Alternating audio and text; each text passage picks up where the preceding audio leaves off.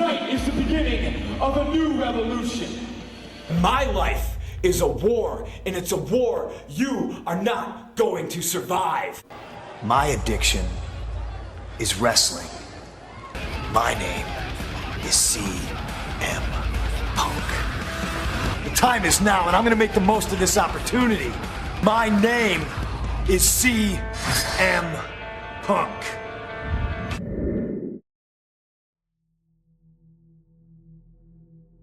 CM Punk has to be one of the most iconic wrestlers to ever step foot in a ring.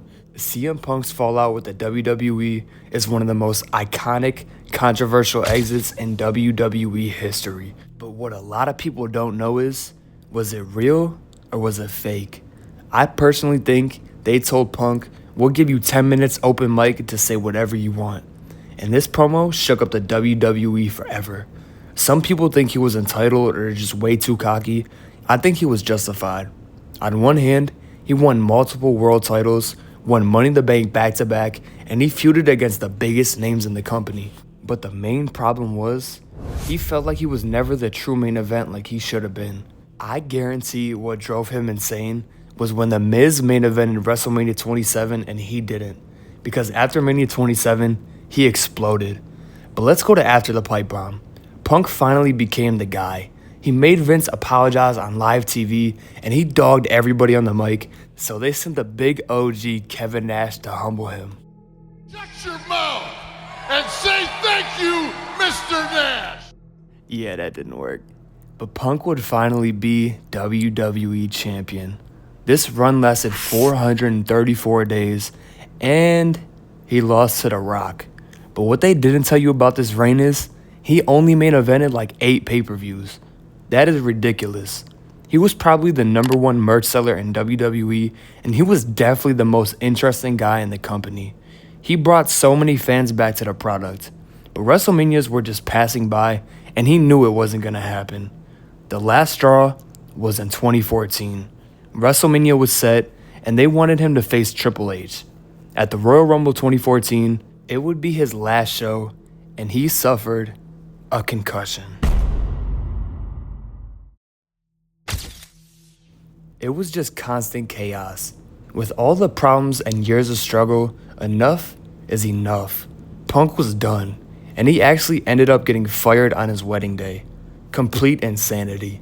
But over the years, a lot of people left the WWE in many of ways.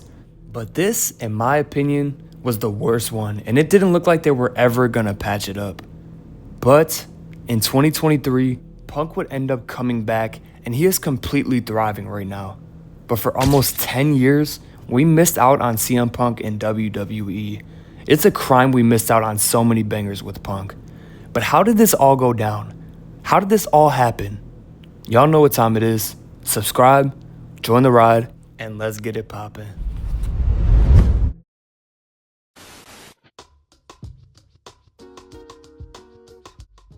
So back in the 2000s, CM Punk was a smug, brash, emo-looking wrestler that looked like he popped every type of pill on the planet, but he was surprisingly straight edge. This guy was very controversial even before WWE. He had some insane dog collar and extreme matches with Raven, but the craziest thing was him signing his WWE contract on the Ring of Honor title. Like, this guy was nuts. Punk started his career in ECW, and this is where he became a Paul Heyman guy. This was the best and also the worst thing for Punk. The good thing was, Paul Heyman was a brilliant mind, and this pairing would definitely come in handy in the future. But the main problem was, Paul Heyman had a bad falling out with WWE, and this time with ECW. And Punk was the #1 Paul Heyman guy at the time, and you know Vince was mad petty. Heyman himself said that Vince didn't believe in Punk, but Punk shook the curse. Punk won the ECW championship, and it looked like he was set for bigger things. And he was. Fast forward to 2008, CM Punk will be involved in the Money in the Bank ladder match at WrestleMania 24, and lo and behold, he'd win the whole damn thing. But Punk was only getting started. Everybody knows CM Punk turns up in the summer, and Punk will get drafted to Raw, and 1 week later, Punk cashed in on Edge, and he won the world title. This made Punk 3 for 3, world champion ECW, Ring of Honor, and WWE. A crazy three-peat. But this is where he gets mad though. He didn't even get to finish his run. Dude got his skull caved in backstage by Legacy, and he had to forfeit the title. This is where he low-key got demoted for a little bit. He would be involved in an unlikely duo with Kofi Kingston, and they would have a fun little run with this. But Kofi would be moved into a main event slot against Randy Orton, which was mad fun watching as a kid, and Punk would continue to build his credibility going after the IC Championship. This made Punk a Triple Crown champion. But this wasn't his main feat. Punk would be ready to two-peat. WrestleMania 24, Punk would enter the Money in the Bank ladder match again, and I low-key didn't think they'd do this for him, but Punk would win back-to-back and win the Money in the Bank. This is where Punk would really come into his own. We were finally seeing CM Punk go into his own and reach his true potential. Punk would move to SmackDown, and this is where tragedy struck for Mr. Hardy. When me and Josh made the Jeff Hardy video like a year ago, the comments were flooded with people being so sad about Punk cashing in on Jeff. For Jeff, it was the start of his downfall. But for Punk, it was the start of his success. This was the start of also this amazing feud. At Night of Champions, Punk would lose the title back to Hardy, and in my opinion, their next two matches were so crucial to the trajectory of both of their careers. But their next match would be a TLC match at SummerSlam, and wow, this match captured the heart of the fans. Why am I yelling? My bad. I'm getting a little too hype. It's when Jeff Hardy comes up. But the craziest spot of this match was when Jeff jumped off this tall-ass ladder and hit Punk with a swanton bomb.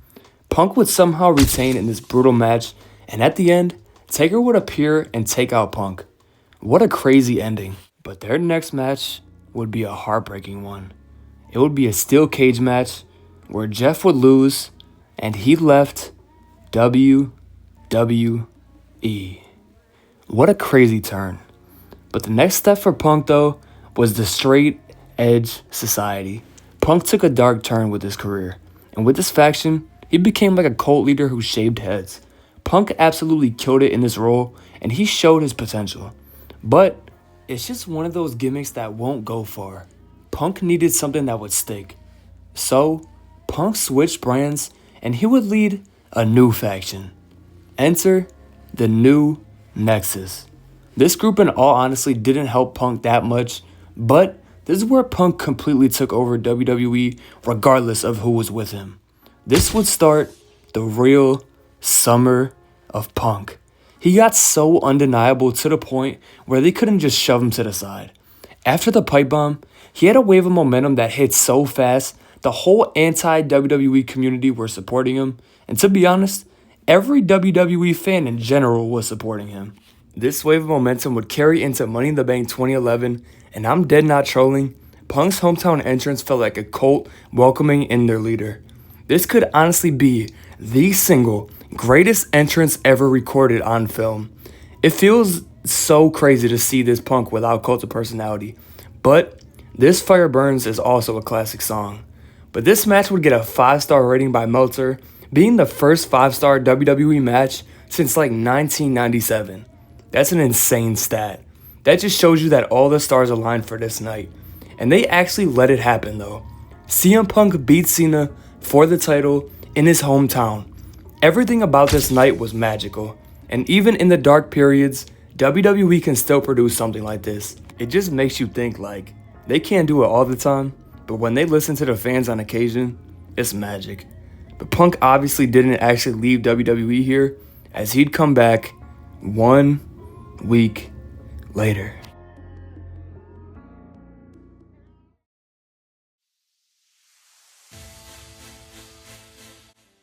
This was a sight to see. CM Punk with the cult of personality. But while Punk was on this insane run like 2018 Braun, like 02 Eminem, this insane year, they tried to shut that shit down by having Kevin Nash come out, lay Punk out, and then Alberto Del Rio cashed in on him. This is the absolute pettiest thing I've probably ever seen in my life. But no, it wasn't over. You thought life was sweet. You thought that was it. They had prime corporate Triple H face Punk at Night of Champions, and he beat him. I know the guy that got shot in the eye was not happy about this one. This is ridiculous though. That was a three-peat of hell. But before you go to the next level, you gotta get embarrassed. This is the stuff Punk was talking about. You can see through all their plans. But whatever, true greats always keep it pushing. And Punk would beat Alberto Del Rio at Survivor Series. This would start CM Punk's 434-day title run. But this run wasn't as glamorous as you'd expect though. He'd have some good feuds, but they weren't main champion type of feuds. Like for example, his feud with Chris Jericho, it was cool for what it was, but for a Mania type of feud, it lacked. And all the other big matches on that card, you need something else better than this. Around this time though, the thing that would always make me laugh the most is when Punk would dog John Laurinaitis. Like there's full compilations of Big Johnny just getting dogged out. It's fantastic, I can't lie. But another story that hooked me in was the love story between Punk, Daniel, AJ, and Kane. This story was so weird for a PG rating, but it kinda cooked. This story probably led to them getting married in real life as well. So there's that. But this story would be a launch pad for his next big story, the heel turn.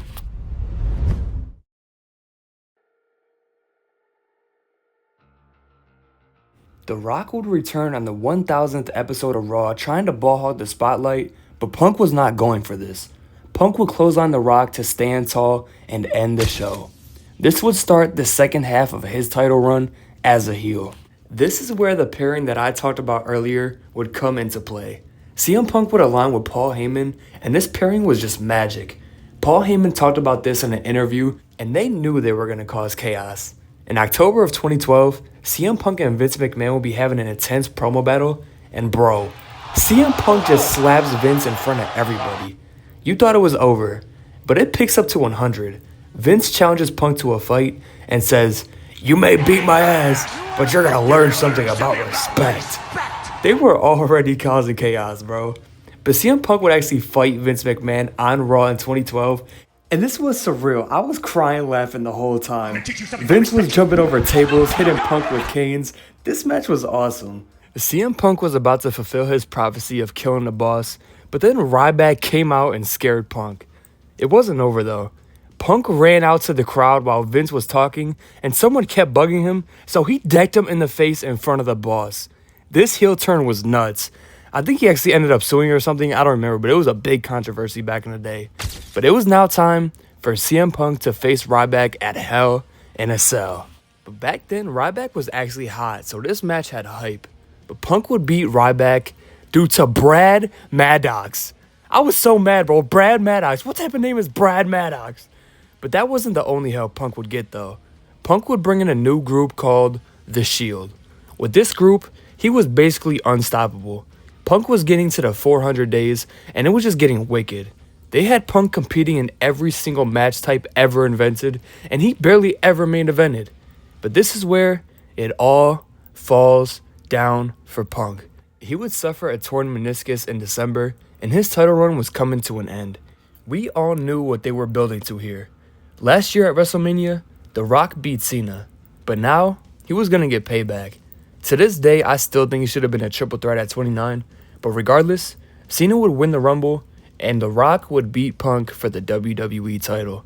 This was the longest WWE title run of the modern era, and he lost to a guy that barely showed up. He took what Punk said in the pipe bomb to heart, and he got his ego crushed once again. That seems to be a reoccurring theme throughout The Rock's career. But nah, it was just a business move. Like, if you saw what they did last year, it was like one of the biggest manias ever. You'd got to do it again. Like, it's just good business. But honestly, for Punk, this was the best thing to happen. Punk didn't care anymore, and a man with nothing to lose is the most powerful type of man. From here on out, Punk would put on his absolute greatest matches of his entire career, all in this 1 year right here. Let's start with the greatest Raw match I've ever seen live. Punk versus Cena on Raw for the #1 contendership. This match was just incredible. He hit Cena with a band pile driver. Cena was hitting power bombs and hurricane ranas. Vince was probably backstage hyperventilating. It had that feeling in the air. But classic #1 for Punk. Now, we get to classic #2. WrestleMania 29, Punk versus Undertaker. He felt like he didn't main event, so he's going to make his match better than the main event. This feud was awesome, and it just felt big. They were throwing out their best moves. Taker was still able to go. It was just perfect. But now, we get to classic #3. Paul would turn on Punk at Money in the Bank, and as a result, we'd get two Paul Heyman guys battling it out. CM Punk versus Brock Lesnar at SummerSlam 2013. This match was a brawl through and through with a big fight feel at a Big Four pay-per-view. What else do you want? But do you want to know what these three matches have in common? Punk lost all of them. It was like no matter what he did, they wouldn't let him fly. He passed every single test and did every deed and still nothing. In 2011, he had the run of a lifetime, and he wasn't the guy. In 2012, as the main WWE champion, he wasn't the guy. In 2013, after putting on 3 of his best matches of his entire career back-to-back, he still wasn't the guy. So, in 2014, CM Punk wouldn't be the guy this year either. He left. He was tired of the blatant disrespect. He was concussed, he was tired, and he told Triple H and Vince to their face that he was done. You could tell in certain segments that he wasn't fully there. He thought this company was a straight joke. But over the years, Punk would do interviews talking about all the hell he went through, and you could say Punk has a loud mouth, but you cannot call him a liar. Like, no dick riding, but there is literally video footage of 90% of the things that he complains about. It's actually insane. Like, I remember when I was a little kid seeing all these videos about Punk saying he'd never ever come back, and I was dead ass playing his theme song and just pray that he'd come back one day. But from the times I was the biggest WWE fan, I was always waiting, and it just never happened. So many crowds at pay-per-views and Raws, they would chant his name, and it still never happened. I was getting older and older, and by the time I was like 15, I just gave up. I stopped watching wrestling for a couple years. I came back like years later, and still no Punk. It was now like 2019. We wouldn't get Punk back, but we'd get something else, an alternative. Something Punk himself and so many wrestling fans wanted for so long. We got AEW, a fresh product with a different look, more based on in-ring wrestling, and while he may admit it or not, this had to revive some of the spark in him. In April of 2019, CM Punk would make an indie appearance in MKE Wrestling and actually helped Ace Steel win a match and hit a GTS in the process. But this was under a mask. Was it him? We didn't really know, but we'll come back later. However though, what we did know was on November 12th, 2019, CM Punk would return to WWE on a show called Backstage. It wasn't quite the return we expected, but we were getting closer and closer to a return. Me and my friends were so hyped, we felt it coming. I felt it! Rest in peace to my boy Dynasty. But still, months and months would go by and still nothing. The pandemic hit and basically shut it down. In 2021, fans were finally allowed back into venues, and the hype for wrestling was at an all-time high. John Cena would return at Money in the Bank, and everybody was going crazy. But, there's a certain wrestler that always turns up in the summer. News would break that CM Punk was looking to make a return to wrestling, but not to WWE, nah, to AEW. This was the worst kept secret in the world, but it made it that much better. On August 20th, 2021, we witnessed the greatest return of all time and the greatest crowd reaction of all time. I was crying, I'm gonna keep it a buck with you. And every time I watch this return, I shed a tear, bro. I'ma just be real, bro. They were chanting his name through the song, bro. For so many fans, this is all we ever wanted for so long, and it didn't disappoint. In 2011, CM Punk changed the game. In 2021, 10 years later, he came back to the same game that he built. You could call him overrated, but there's only a few wrestlers that could ever have a crowd pop this much for them. Look at these comments, man. This shit was real. But Punk's time in AEW was cut short. Of course, we all know that, but it was still special. 2021 AEW's momentum was the craziest stuff I've ever seen. And I was a big WWE guy at the time, so I would get jealous every time they made a big move. But I have to admit now that they were killing us, bro. But one thing that they always mentioned in every AEW feud was how they were trying to protect AEW from Punk himself. Hangman said it, Mox said it, MJF said it, and Eddie Kingston all said it. There was a split of who did and didn't like Punk in the locker room. But we were blind because of how surreal him actually being back was. Like, grown-ass men were holding babies up to him like he was the Pope or something. But after these promos and feuds, it just kept getting worse and worse. Like when Punk gave Hangman a fake-ass title shot in his hometown. This was insane. But this all took a turn for the worst at the 2022 All-Out Media Scrum. What do you get when you put an adrenaline-filled loudmouth with a pushover boss? Well, you get this. Punk shit on the whole company and the EVPs and everything. The whole company was suffering from success. All their momentum was getting soiled right in front of our very faces. Punk got into a fight with Omega and the Bucks, and it was going down. People got bit, dogs were getting thrown. It was crazy. But once again, Punk was sick and injured. After a month absence, Punk came back to his own show called Collision, and he was sending shots at everybody. In a business full of counterfeit bucks. That shit was cold. But it just wasn't gonna work. At All In 2023, he'd have his final match against Samoa Joe, but before his match, he got into a fight with Jungly Boy, that little dork, and that was the last straw. Tony Khan fired CM Punk in Chicago. That took balls, I'm gonna be honest with you. Yo, they really chose Jungly Boy over Punk. But now, for real though, Tony made the right decision. He had to do this. But for Punk's legacy, this was a major stench. He couldn't end it like this. This was Punk's last chance in the wrestling world. Were the haters right? Was Punk a cancer? It was too soon to tell. One Bill Phil would get one more chance. Rumors were going wild once again, and Punk got a call from a different Khan, Nick Khan, about coming home. At Survivor Series 2023, at the very last end of the show, Punk made his return home. Somewhere in the vault, I got a video of me and Josh reacting to it, but we were screaming like little girls. I cannot put that out to the public. But Punk finally rose again. He's had multiple fire promos, best feuds of the year, great matches, and he finally accomplished his lifelong dream. He main evented WrestleMania 41. Punk is now the guy. In 2014, Punk left an icon. In 2023, he came back a pioneer that so many newer wrestlers look up to. There hasn't been any backstage fallouts, and he's been showing mad love to everybody. We're witnessing the last run of an absolute wrestling GOAT, and just enjoy it as much as you can. But there it is, man. There's been so many controversies and ups and downs in his career, but it's all been worth it. But one more time, we need to see it for all the OGs, John Cena versus CM Punk in 2025. But anyways, man, I'm out. Peace. I'm not here to make friends, I'm here to make money.